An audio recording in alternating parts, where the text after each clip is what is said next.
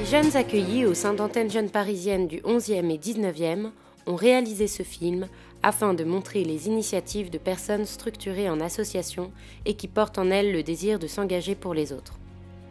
Cette diversité de regards se veut une présentation objective et réaliste de l'engagement de ces jeunes dans leur quartier. Focus sur des acteurs culturels, politiques et des entrepreneurs qui s'investissent et nous parlent de leur envie de transmettre leurs projets, porteurs d'avenir et d'espoir. Je joue au club Paris à Casa Futsal, qui est dans le 19e, une association de quartier. Et puis petit à petit, le futsal a pris une ampleur dans mon quotidien, dans ma vie quotidienne. Avec l'association Paris à Casa, en fait, ce qui m'a vraiment plu dans cette association, c'est la manière de transmettre. On a une manière assez spéciale chez nous. C'est que à partir du moment où on fait partie de cette association, c'est une famille. C'est une famille. C'est-à-dire que tes problèmes sont mes problèmes. Moi, à certains moments, j'ai réellement beaucoup de problèmes. Et eux, ils étaient là pour moi. Ils m'ont soutenu. Réellement, ils m'ont soutenu. Et peu importe, malgré que j'ai déconné avec eux, ils m'appelaient, je répondais pas, etc. Quand j'étais pas assidu, et eux, ils étaient toujours là derrière moi. Grâce à ce qu'ils m'ont donné, moi, j'avais envie de refaire pareil, transmettre aux jeunes. Comme eux, ils m'ont transmis. Mais vraiment de la même manière. Pas de cette manière endoctrinée ou parler pour attirer seulement. Non, c'est je parle et j'agis aussi. Voilà, je dis aux jeunes, je vais faire ça. Mais aujourd'hui, tu n'es pas là, c'est pas grave, je vais le faire quand même. Et si demain tu viens, le projet, tu vois qu'il est intéressant et tu reviens pour me demander, voilà, il n'y a pas de souci. Viens, ça se passe comme ça, comme ci. Et puis après, tu me fais faux pas. Je suis un peu énervé, pas grave. Mais les portes sont toujours ouvertes. Et c'est comme ça qu'ils nous ont transmis et c'est comme ça que je vais transmettre. Parce que c'est vrai que cette manière-là, elle est peut-être lente, mais à partir du moment où la personne est impliquée, peu importe les raisons, elle sera toujours impliquée. Parce qu'elle n'est pas impliquée par rapport à toi. C'est elle-même, elle s'est impliquée parce qu'elle a vu ton comportement. Et maintenant, elle te prend pour exemple. Elle veut faire comme toi. C'est comme ça qu'ils m'ont montré, c'est comme ça que j'ai été impliqué. Voilà. Et puis après, eux, ils m'ont lancé sur l'école de foot. Ils m'ont encore relancé sur l'école de foot parce qu'ils m'ont dit, voilà, l'école de foot, nous, on veut que ce soit toi qui la prenne en main. Certes, il y aura d'autres personnes, mais on veut que ce soit toi qui sois le meneur dans ce projet-là. Puis voilà. Puis maintenant, j'ai une école de foot qui n'est pas encore réellement bien structurée, mais qui, petit à petit, on voit que ça donne quelque chose, quoi. Maintenant, j'ai 3 catégories. J'essaie de faire 3 catégories structurées. J'essaie d'avoir un certain créneau. C'est un peu difficile, mais bon, on lâche pas. On sait comment faire maintenant. Et puis, petit à petit, je pense que ça va le faire, quoi.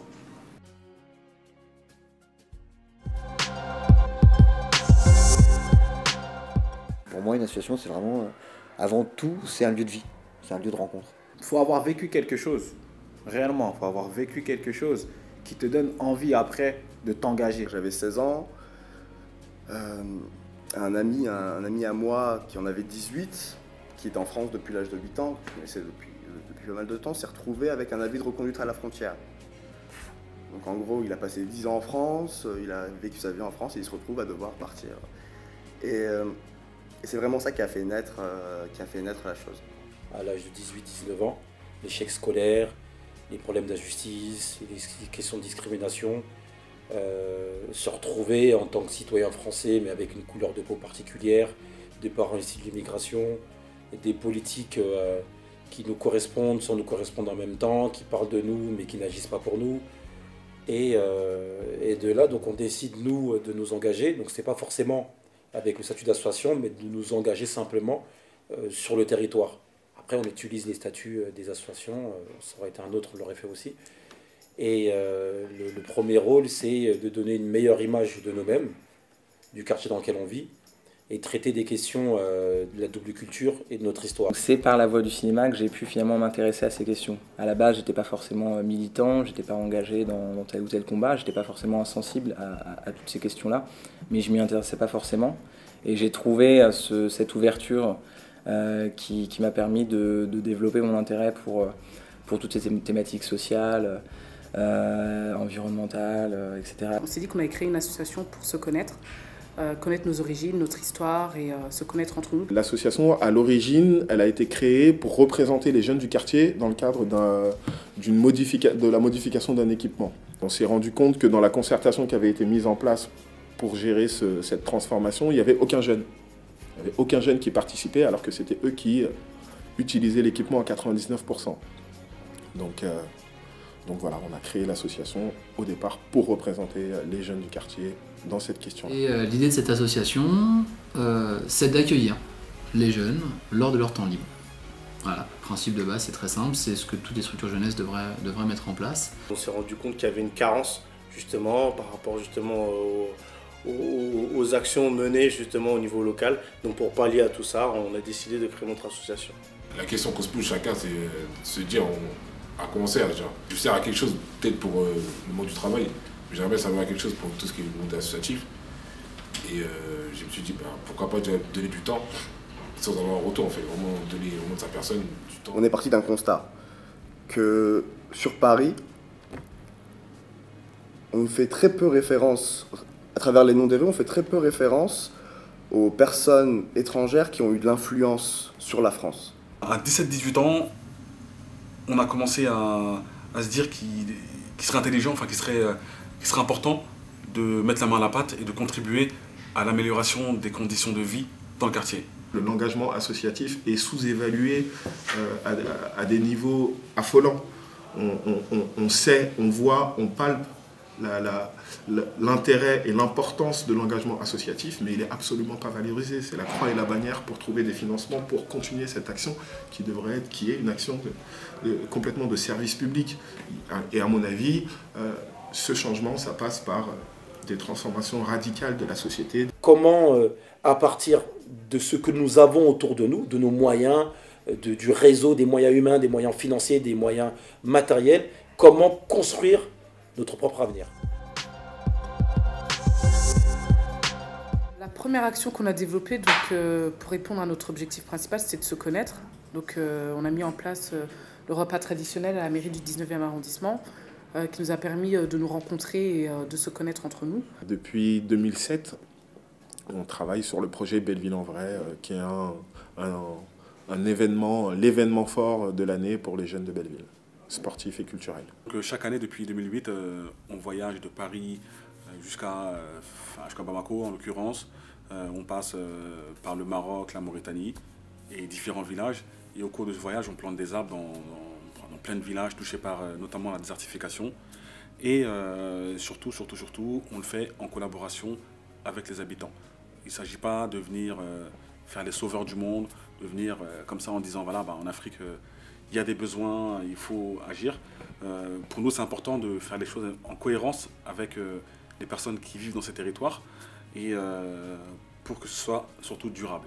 L'action concrète, c'est vraiment, par exemple, faire changer, non pas faire changer, mais les nouvelles rues qui naissent dans Paris, leur donner des noms un peu plus diversifiés que ce qu'on a aujourd'hui. Aujourd'hui, on a des noms de militaires français, d'écrivains français, voilà. Essayer de changer un peu ça. On a par exemple réussi dans le 20e arrondissement à nommer un centre culturel Marguerita Ossam Rouge, comme je le disais, ce qui était très important.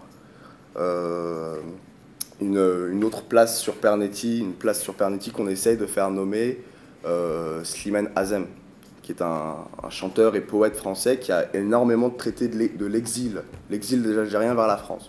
Par le biais des fois de thématiques, d'événements, on a pu débattre, notamment des thèmes citoyens qu'on avait fait sur le racisme, sur la citoyenneté, sur les addictions, notamment à l'alcool, aux drogues.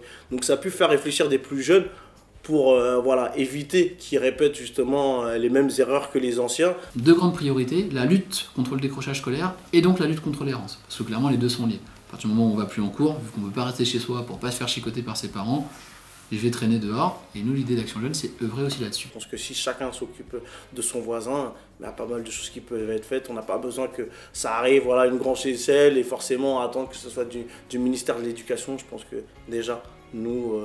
à la proximité, à notre échelle locale, s'entraider. Le dialogue n'est pas forcément évident entre les jeunes, les petits et les plus grands. Et donc en fait, ce qu'on veut faire, c'est que les petits soient plus ou moins encadrés par les moyens par les plus grands, et faire en sorte que quand il y a des choses à faire, par exemple une fête de quartier, qu'il y ait une cohésion et que vraiment ce soit la fête du quartier où tout le monde participe et où tout le monde La plupart des jeunes qu'on suit, on ne les suit pas 1 an, 2 ans. On essaie de les suivre. Par exemple, il y a des jeunes qu'on a depuis 10 ans. Et qui progressent dans les ateliers, qui ont fait un chantier de solidarité internationale, qui reviennent sur un chantier 6-7 ans après, en tant que bénévole ou en tant qu'intervenant. Toute activité, c'est un prétexte. On ne fait pas une activité pour une activité. Pour nous, chaque animation, pour nous, c'est un prétexte éducatif. C'est autant le rapport qu'on va avoir avec les jeunes, la discussion qu'il va y avoir en parallèle de... Je sais pas, on fait une sortie, mais c'est aussi, pendant cette sortie, les animateurs parlent avec les jeunes de leur scolarité. Je pense que ça a changé beaucoup de choses. Je pense que ça a changé le regard que les habitants portaient sur les jeunes. Le fait qu'on mette les jeunes en fête de quartier, que ce soit les jeunes qui fassent la bouffe, le sandwich, la barbe à papa pour le plus petit ou pour la maman, alors que ça peut être le même jeune qui squatte le hall d'immeuble, ça change le regard. Il y en a qui disaient ça fait 2-3 ans que moi je suis pas rentré dans une structure, et ils me disaient ça fait 10 ans que je suis pas allé à la mairie. Là je dois refaire ma carte d'identité, je suis même pas encore allé à la préfecture. Parce qu'ils sont décalés des institutions, décalés des associations. On en a plein qui viennent tous les jours. Ouais, cette prof, elle m'a saoulé, elle m'a envoyé chier, elle m'a viré, j'en ai marre. Je te passe les insultes. Voilà, ma mère, j'en ai marre, j'ai envie de la gifler. Ça explose. Nous, on va avoir un discours temporisateur, mais au moins, ils savent qu'ici, ils peuvent craquer. Ils peuvent se lâcher. Moi, ce que je vois à Belleville, c'est un potentiel pour essayer de trouver des réponses à des problèmes qui vont bien au-delà de Belleville. Ici, on n'en a rien à foutre que le jeune ait 14 de moyenne. Ce qu'on veut, c'est qu'il continue à aller en cours, qu'il construise son projet scolaire, son projet professionnel et qu'il se sente mieux à l'école. Moi, j'ai des jeunes, je sais, sur le quartier, ce sont les gros caïds, qu'à un moment donné de leur vie, ils viennent nous voir en me disant « Eya, franchement, j'en ai marre de cette vie, j'ai envie de travailler, j'ai envie de m'en sortir. » On arrête de pleurnicher, on arrête de critiquer le système, on arrête de faire du Front National un bouc émissaire. C'est nous qui sommes les ambassadeurs dans nos quartiers. C'est vers nous que les parents viennent, que les jeunes viennent pour demander du boulot, une aide au logement, un accompagnement dans tel et tel domaine. C'est nous qui sommes les ambassadeurs. Si toi, tu t'estimes que tu peux pas t'ouvrir, tu peux pas aller trouver du travail parce que voilà, t'as pas les compétences, t'as pas la gueule de l'emploi, mais c'est toi-même qui t'enferme. Certes, on est en France, il y a des difficultés, mais aujourd'hui, il y a des choses qui ont évolué, il y a des portes qui seront fermées, mais il y en a d'autres qui vont s'ouvrir. Donc, être optimiste et pas être défaitiste, c'est croire que même parce que voilà, tu as fait des bêtises, tu as fait des conneries, que tu peux pas t'en sortir. Non, c'est faux. N'importe quel jeune qui à un moment est en situation délicate, on sera là. Parfois juste pour écouter, mais on sera là. Moi, je dois tout au monde associatif. On grandit en s'engageant. On grandit plus vite, à mon avis, et mieux en s'engageant. Avant la vie associative, effectivement, j'avais pas forcément de visibilité sur mon avenir. Enfin, je joue au football, donc voilà, il y a beaucoup de jeunes qui rêvent d'être footballeurs. J'en ai rêvé aussi. Après, à un moment donné, bon, j'ai dû arrêter. Et tout de suite, ce qui m'a permis de rentrer dans la vie active, c'est la vie associative. Je trouve que les jeunes sont dynamiques. Et pour peu qu'on leur donne la possibilité de le faire, s'investissent sur des projets.